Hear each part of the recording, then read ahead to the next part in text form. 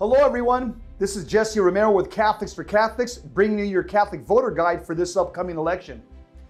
As devout Catholics, there are two key principles we must remember and follow these two questions. Number one, do I have a duty to vote? Number two, how to decide who I should vote for when both parties violate one or more of the non-negotiables. Christians have a moral obligation to exercise the right to vote. As for the Catholics, we have a moral obligation to exercise the right to vote for the common good and to participate in the political life of our country. This duty is part of the broader concept of submission to authority and co-responsibility for the common good. However, we have heard your concerns about what the best way to decide on a candidate is while fulfilling the duty to vote. The Church recognizes that sometimes candidates from both parties may support an intrinsic evil.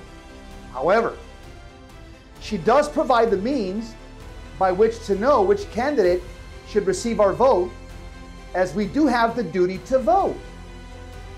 When it comes to casting a vote for a morally difficult piece of legislation on abortion, Pope St. John Paul II wrote the following, quote, "When it is not possible to overturn or completely abrogate a pro-abortion law, an elected official whose absolute personal opposition to procured abortion was well known could licitly support proposals aimed at limiting the harm done by such a law and at lessening its negative consequences at the level of general opinion and public morality. This does not in fact represent an illicit cooperation with an unjust law, but rather a legitimate and proper attempt to limit its evil aspects," close quote. For example, the new GOP platform has weakened its position on abortion and included the promotion of birth control and IVF, which are intrinsically evil and cannot be morally supported.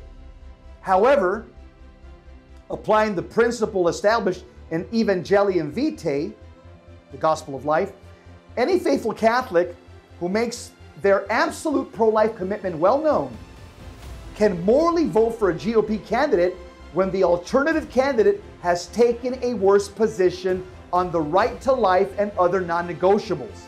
Remember, our moral duty is to vote for the candidate who will most help to mitigate evil and advance the common good.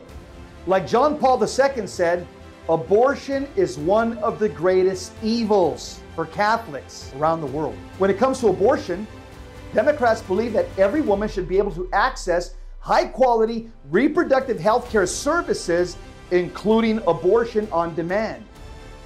This also includes federal laws and funding to provide access. Across the aisle, Republicans proudly stand for families and life. They believe that the 14th Amendment guarantees that no person can be denied life or liberty without due process, and that the states are therefore free to pass laws protecting those rights. As Catholics, we have believed that since the first century, the Church has affirmed the moral evil of every procured abortion. This teaching has not changed and remains unchangeable. Direct abortion, that is to say, abortion willed either as an end or a means, is gravely contrary to the moral law. Make sure you remember these principles and issues this November 5th at the polls. God bless you.